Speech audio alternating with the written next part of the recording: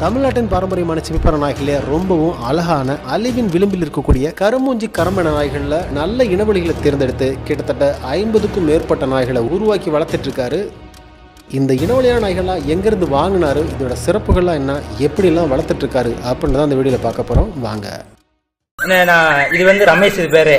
இதை எடுத்து வந்து நான் சின்ன ஒன்று பாலங்கொண்டு எடுத்தேன் போனேன். இதோட தகப்பன் பேரு, இது தாத்தா பேர் ரமேஷ், இது அப்பா பேர் வந்து அருண்.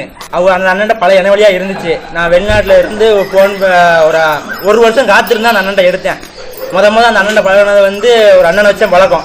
நான் அதுக்கடுத்து இந்த நாயை அந்த அண்ணன் எடுத்தேன். இது நேரம் என்ன நேரம்? இது வந்து கரமனை. அந்த அண்ணன் வந்து சின்னமலை கொண்டு பாலமுறைனாலே கரமைக்கு தான் ஃபேமஸ். அந்த அண்ணன் வந்து சாமானியமாக யாரும் மிதி வைக்கவும் முடியாது, குட்டி வாங்கவும் முடியாது. அந்த அண்ணன் சில ஆளுக்கு அவர் நல்லவராக தெரிவார், சில ஆள் கெட்டது வேறு.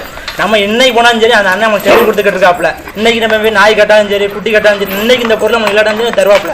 நான் இந்த பொருள் இன்னைக்கு அவர் சும்மா கட்டலாம்